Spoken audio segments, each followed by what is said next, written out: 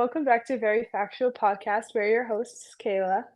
And Isabella, and we are so late to this, but last Friday we had some breaking news. It came out of the blue. Jurgen Klopp announced that he will be leaving Liverpool at the end of the season after almost a 9-year stint at the club. And it took me by surprise. I could, I didn't believe it. Like, I woke up one morning and all my notifications are Jurgen Klopp is leaving.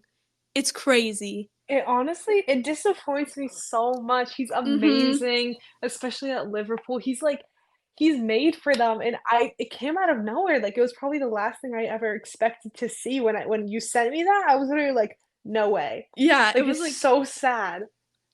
it literally came out of nowhere. There was no link saying that he will leave. And literally on an interview last Friday, we found out the reason why. And the reason was like why he's leaving. It's because he's running out of energy.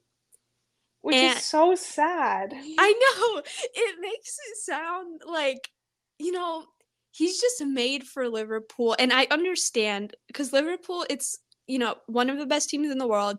You have to be in it. And he's been coaching for a while. I believe Hmm. he's in his 60s or something. And he's just been in management for a really long time. But it really shocked me because I did not expect to see this for a while longer. Like I thought he would be at Liverpool for at least a few more years, but I just did not expect to see it so soon. No, yeah, I mean, see, I knew he was going to leave like soon, but not this soon. Like I was expecting Yeah. within like the next like at least 2 years, Yeah. not right now. And when I saw, I was literally like, no way. Like it actually made me so sad because, like I said, he's made for Liverpool. He's not, Mhm. and I know he's getting drained. He is old, but like, well, I don't He's want to say old. old because there are older people, but like he's Yeah. getting older, and it's just I get why he wants to leave. It's understandable, but still, I think he is probably I want to say he's probably the Liverpool's best ever manager, especially in hmm modern times. He's won 7 trophies with them. He's won Champions League, Super Cup, Club World Cup, Premier League, Carabao Cup, FA Cup, Community Shield. He's won literally everything there is to win. And I know he will go down not just in Liverpool history, but in like Premier League history as one of the greatest ever managers because of what he's accomplished. No, yeah, for sure. He's accomplished so much. He's like how Sir Alex was to Manchester United. Yes, That's how he is to Liverpool. Liverpool. He's gonna go down in history and you just know it. Yeah, he came into a Liverpool side in 2015 and Liverpool were struggling. And he Hmm. literally changed them around, turned them into one of the best teams in the world. And he said that, I believe it was in his interview, he said, I've set Liverpool up for the future. And the thing is, when you think of Liverpool, you think of Klopp. Like he is Liverpool, if that makes sense. Like Yeah. he's instilled so much of his tactics in there. Like got so many incredible players that will be Liverpool legends, like Virgil van Dijk, Mo Salah. Like those, they will go down in Liverpool history. And after all he's accomplished, he can leave what he want. He can leave if he wants, but it's just very sad to see. It is, and I wonder how the players are also taking it. Like Yeah. they've been like especially like Mo Salah, he's been with them for a while, so Mm-hmm. it's probably going to be rough. But also, like I mean, like I said, I understand why he's getting older. He's running out of energy, which is so devastating. But it is what it is. Yeah, it's literally the end of an era. Like It really is. Pep versus Klopp, it's like at its prime right now.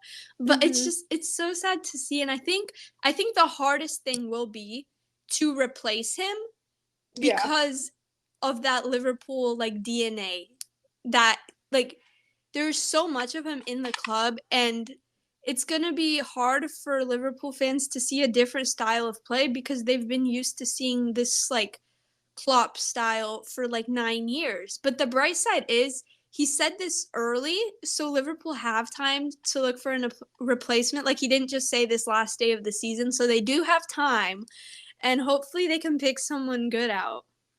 I hope so too. And it's just also the players are gonna have to get used to a new coach, new Yes. manager, new everything. So it's just gonna be a big shift in Liverpool. They will fall just a little bit. I feel like it's a little expected because they're gonna have to get used to a new manager. But I feel like since he instilled all those skills that he had, that Klopp had, they're gonna be okay. Yeah, and we already have like links coming out on who's going to be the next Liverpool manager, and I'm going to read some out. Just like these are kind of like the main ones. So Roberto De Zerbi from Brighton, I think it's good, but it's probably not my top pick. Yeah. I mean, he's okay. I think he is good. Like he's done good with Brighton. It's just I feel like this could be a Graham Potter situation. Like we saw when Yeah. Potter went to Chelsea, it didn't work. A lot of people are saying that it could be really positive. Like he's Premier League proven and stuff. But to me, it's just not the number one choice. Unai Emery is another one. Aston Villa. I feel like this is more realistic. Like I feel Yeah. like I could see this happening because he's coached big teams. He coached Arsenal. And I don't. This probably. I feel like he might be my second choice pick, to be honest with you. I mean, he's pretty good. Like you said, he's coach Arsenal. He brought Aston Villa. They've been doing pretty well recently. Mm-hmm. So I mean, he's not a bad choice. Julian Nagelsmann. He used to be Bayern Munich coach. He's super young. He's like 35, and now he's the German national team coach. I'm not really a fan of his.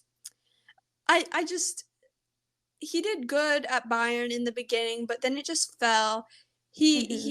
He's not clicking with Germany, and I just feel it's almost too early for him still because he is still so young. It's insane. Yeah. But the number one pick, the pick that everyone wants, all Liverpool fans want him, is Xabi Alonso from Bayer Leverkusen. Hmm. He, Liverpool legend. He played under Klopp, and I feel like this could be this. I feel like he would be able to maybe get something out of them because he knows the club. He also knows the tactics that Klopp used since he played Yes. under him. He'll know the basics. Sure, he can incorporate his own structure into the plays too, but also won't be such a big shift to the players where it's something completely new. Yeah, I think he is young too, but what he's doing with Bayer Leverkusen right now, it's just working. Hmm. Klopp has like a German style of play, and Xabi Alonso is doing it in the Bundesliga. So I feel like it could be a good pick. Xabi Alonso said that, he's not focused on that right now, but, I think he has to have an eye on it. It's Yeah. Liverpool, probably one of the best clubs in the world. And that's probably who I would want to see as Klopp's successor. No, yeah, I agree. Liverpool's first Premier League game, Jurgen Klopp's farewell tour, began with a 4-1 thrashing against Chelsea. Liverpool would run riot with Jota and impressive youngster Connor Bradley scoring 2 goals in the first half. Szoboszlai and Diaz would net 2 in the second half. Christopher and Nkunku would get one back for Chelsea, but it wasn't enough as Liverpool pulled off another impressive win. I want to speak in the Chelsea fan in me first. I just need to get this off my chest. We've been getting some good results recently. I've said that a couple Hmm. times. But I think I've been kind of ignoring the fact that the wins that we have got, they're all against easy teams, like Middlesbrough, I believe there was. And I feel like I was just looking at the wins, but this is probably one of the biggest tests we've had to face in a while, and it shows the gap and how far we are off to even being back to what we used to be. I mean, yeah, like honestly, if at the start you saw Chelsea was pushing a little bit, but the fact that they couldn't get their first goal until the 71st minute, it Mm-hmm. says a lot about where they really are standing because, like you said, I actually kind of agreed with you a little bit how they were kind of like getting better. They were maybe Yeah. finding like a slight rhythm, but we ignored the fact that it was against, I don't want to say easier teams because all teams No, do but it pose a was. challenge, but it was like easier teams. Yeah. So, I mean, Chelsea was finally faced with a real challenge against Liverpool and it really slapped them in the face. Yeah, I think because Liverpool are flying at the moment. Like Hmm. they're on like this crazy run. Diogo Jota is so underrated. I literally think he's the best finisher in the Premier League. Like he always delivers when he comes on. Like he always gets a goal. Szoboszlai was back and really made a difference in this game. But the best player I think is Connor Bradley. He's literally a child. I mean, he's older than me, but you get it. Yeah. Yeah. He's really establishing himself into the side. He got 2 assists and he got a goal. I'm really happy to see like more Liverpool youngsters coming through. Trent Alexander-Arnold and Curtis Jones are probably like the biggest ones, the ones that really made names for themselves. And I know this guy, Connor Bradley, will really turn into an integral part of this side. And I just love seeing young players performing. It makes me so happy. Yeah, and a young player, like, for example, Bradley here, you can see that Liverpool does have that depth in their squad, not just Yes. who they currently have, but also who is gonna be upcoming on their squad. You see that they have the people that they need. They're not gonna be needing a lot excuse me, a lot of new players in a while. Yeah, like they're literally giving all they have out on the field. I don't know if it's for Klopp. I don't know if they like want to win the Premier League for him, but it's such a good response. And we kind of forgot about Salah. Like there's so much unity in them. You forget he's there. He's not there. I'm sorry. And they're just scoring goals everywhere. It's we said it's going to be hard without Salah, and then last 2 games they scored like 4 or 5 goals. Like what? Yeah, and also Mo Salah, he's, like, definitely one of their biggest players. He Mhm. definitely is. He's, like, one of the star players. He's, like, one of the covers of, Liverpool. But also, it's, like, that shows that people are not even shying away from Liverpool just because he's out. Like, they still have so much faith in them. They still have all those players. People aren't like, "Oh, not Liverpool, Salah isn't playing, so I don't really have to watch the game." People are still really paying attention to this Yeah. game. So Chelsea actually have to play Liverpool again in the Carabao Cup final. It's crazy we are in a final after what I Yeah. saw in this game, but we already know who's gonna win. Liverpool are gonna win because we suck. Like we straight up suck. We can't compete unless it's against like bottom of the table teams. I'm very disappointed in us. I think some of the changes we made or I was about to say Pochettino made were horrible. Yeah. It didn't work. Players were playing out of position.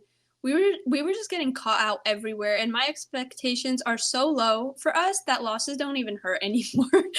It's just like, "Oh, loss again. Oh, well, it's just expected." It's like you Yeah. get excited over a win. It's not expected. It's like, sometimes you get disappointed in a loss Mhm. because the teams constantly win. Like, for example, Liverpool, if they go were in a loss, you'd be disappointed. For Yeah. Chelsea and, like, even United and players I mean, teams like that, like, you expect them to lose at this point. Yeah, like literally no one has answers. Nothing is working, and that's really concerning because Pochettino has been there since July.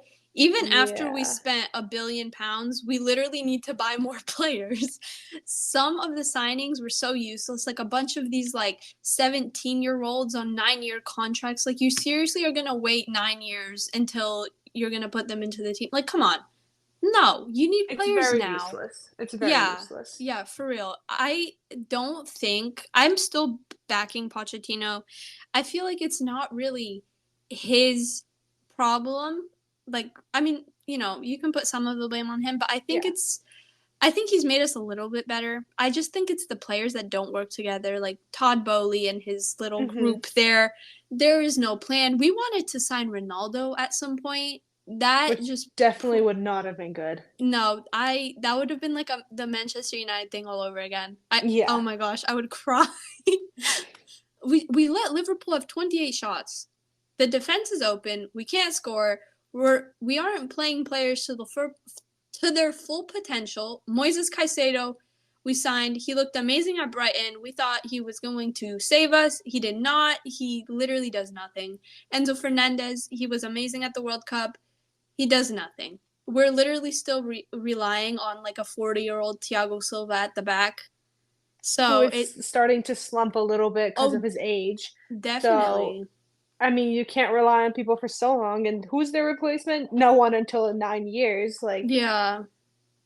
It's just sad to see. Like I I'm very disappointed, but then again it's like I kind of expected us to lose. yeah. February started out great for United fans with a 4-3 win against Wolves, with the first goal being scored very early by Rashford in the 5th minute, followed by Højlund in the 22nd minute. First half ended with a 2-0 lead for United, and second half kicked off, and Wolves was rewarded a penalty given to Sarbia for a 2-1 score. United didn't give up like they normally do, and McTominay scored just 3 minutes later, putting United in a two-goal lead yet again. The game grew more aggressive, and Max Kilman scored for Wolves. Soon later, in added time, Neto tied the game 3-3. It looked as though United was back at their slacking selves like they normally are until a lucky shot by You got it. Manu in the 7th minute added time, giving United their 3 points that they definitely needed. And honestly, going into this game, I kind of expected United to win. I assumed it would be a bit of a challenge, but I thought they would win. But they ended up slacking certain points of the game, and I'm happy that they pulled it together at the end. But also, you got to give credit to Wolves. They pushed the Mhm. entire game, and they just got a little bit unlucky. United did get lucky with their final goal, Yeah. but Wolves got unlucky. They were literally pushing the entire game. Half ended 2-0. They were losing by 2 goals, and they still somehow managed to tie it up at some point. So, I mean, it was a very great game. Yeah, I thought it was very entertaining. It was probably the most entertaining game we saw. Yes, last minute winners are really cool, but I feel like there was almost more negatives than they are positives Hmm. because actually I'll get to the negatives in a second. I actually thought they started off pretty good. You know, they got the early goal. They were 2-0 up at halftime, but then they capitulated towards the end like they've been doing all season. They let Wolves come back into it twice. Like Wolves Yeah. were down two like by 2 goals twice in this game. It literally could have ended in a tie if it wasn't for Kobe Mino, literally a kid, another kid. He scored a goal. He got through so many players like on his own. He did it all on his own. It was amazing. He stayed Hmm. composed and he ended it with a really clean finish. And I think he's probably one of United's best players, and he looks to be one of the only ones who really cares and plays for that badge. He really does. He's there to play, he's there to score, he's there for a reason. And Mhm. United players, I don't think that they give him, not players, fans, they don't really give him enough credit because they're looking at the fact that like United won. And at first I did look at that too, but then I was like, oh, it's a new name. It's someone you wouldn't really expect to. Yeah. And when I rewatched the goal, it was actually amazing. He did phenomenal. Yeah, I think something that I found very ironic in this game and something really funny was when Rashford scored because in their FA Cup game last week, he went clubbing on a Friday, or no, he went clubbing on a Thursday. He didn't show up to training Friday because he said he was sick. Sir, you were just hung over there. Yeah. So he was left out for that game, but then he came back in this game and he scored. Like Ten Hag started him like right away. And I think the only reason Ten Hag started him was because there was literally no one else.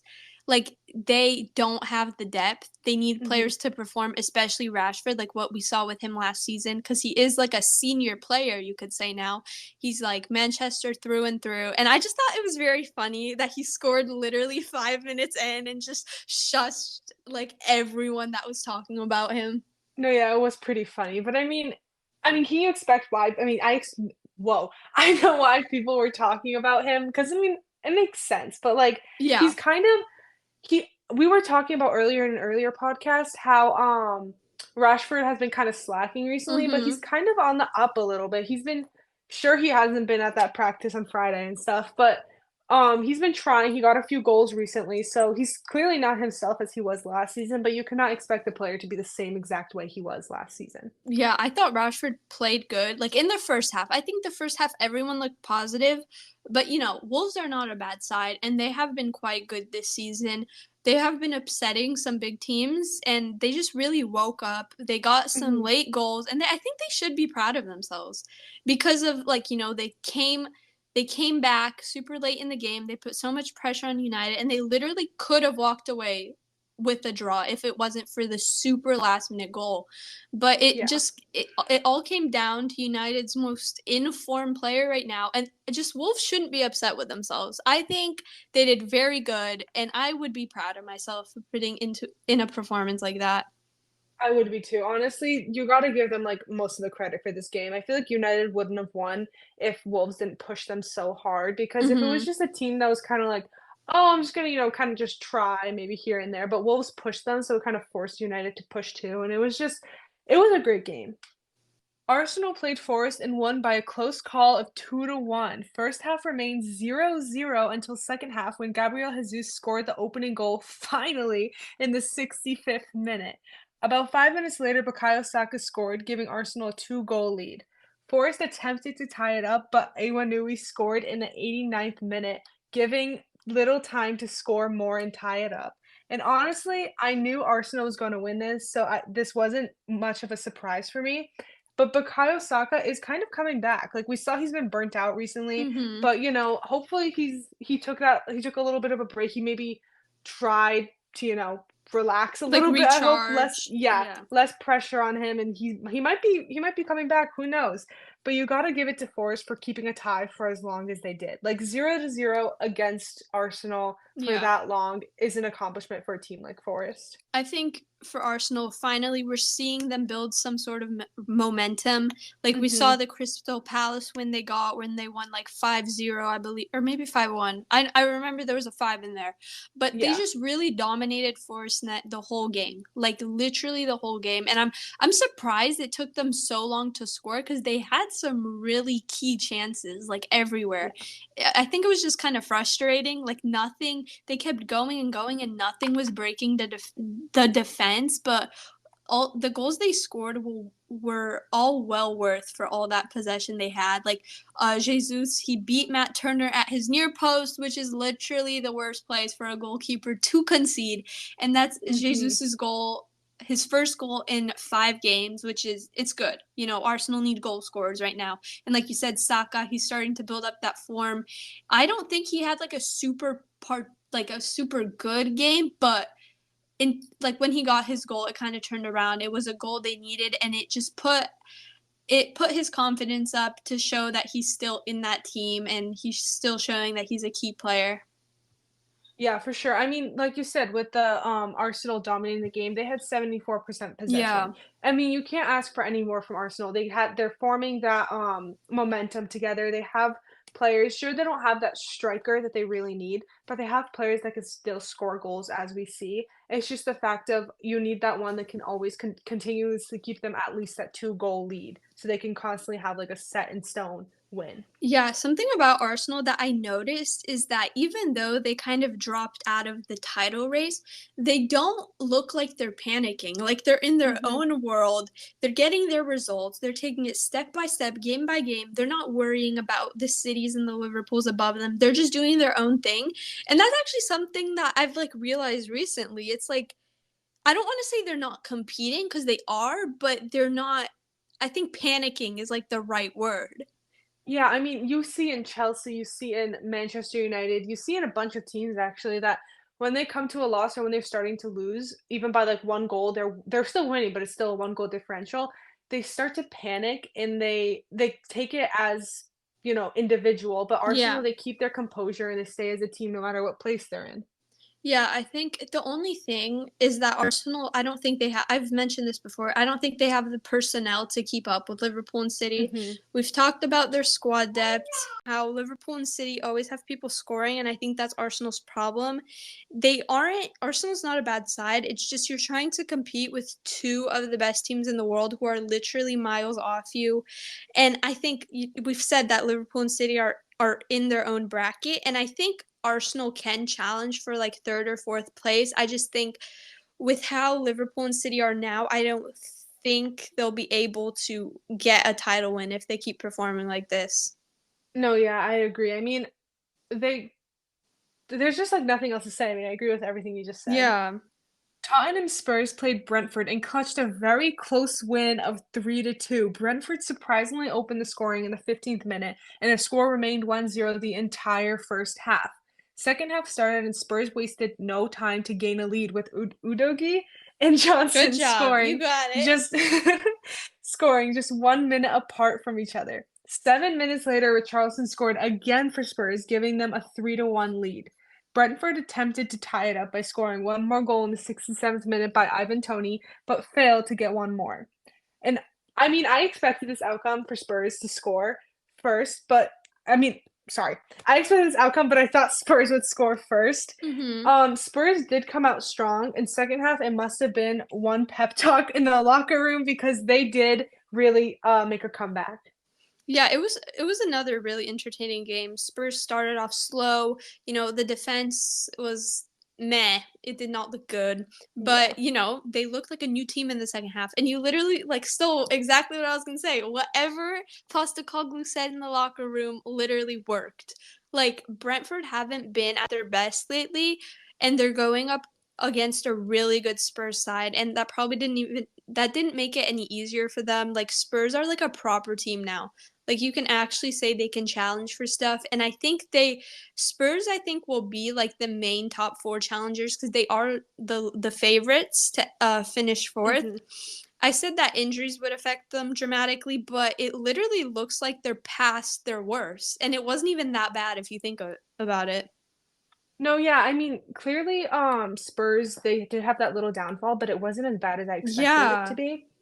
I expected it to be so much worse, Manchester United level, Oh Chelsea yeah. level worse, but they didn't. They still kept it together, and I feel like Spurs, they have a lot I feel like everyone underestimates them constantly, and they're not who I thought they were. I mean, I knew they were good, but I didn't know that they would be able to, pick themselves back up as they did. Yeah, and we all know who it comes down to. It's all Mhm. Postecoglou because Spurs have had some really top managers. Like they had Pochettino, they had Jose Mourinho, they had Antonio Conte, and then you get this guy who's from Australia who coached a Scottish team, and now he made Spurs into an actual top six side.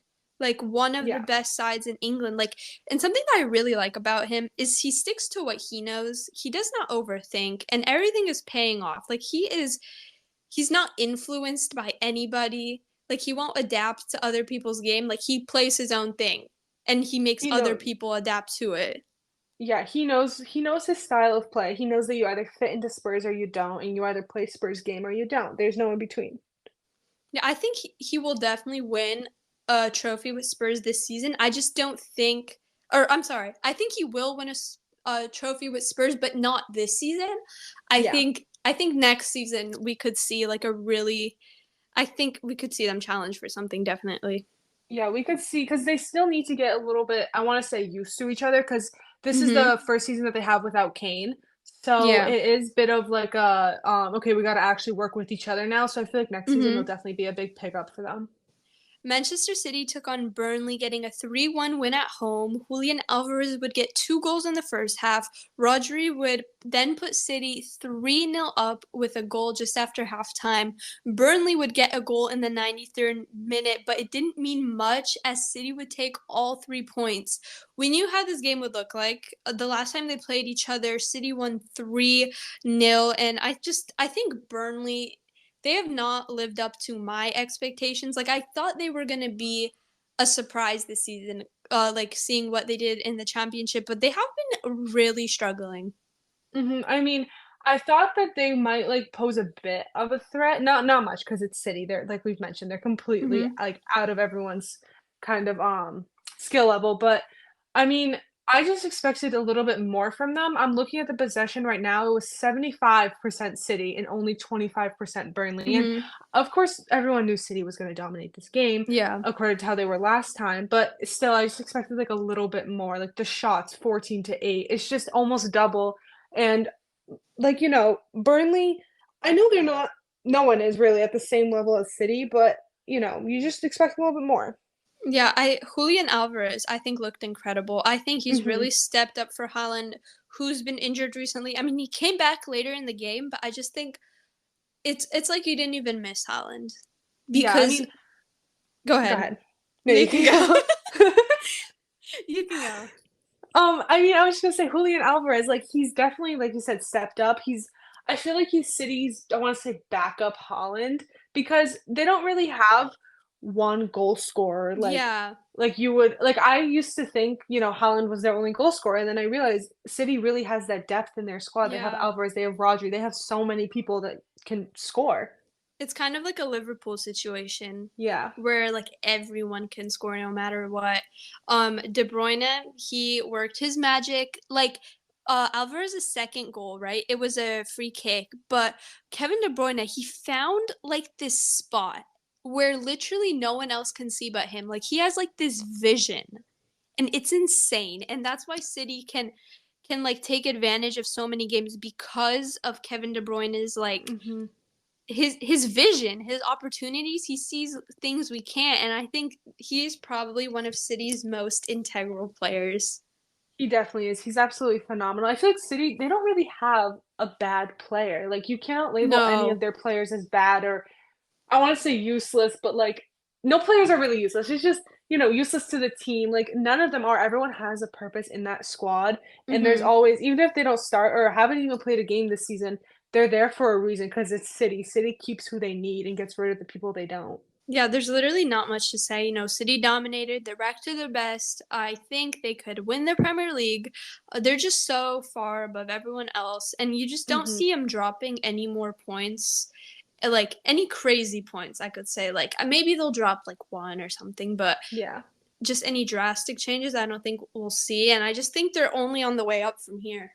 I think I'm very confident in City this season. We always have been, even when they were falling a little bit. You Hmm. knew that they were just gonna pick themselves back up, and this is them proving themselves that they can.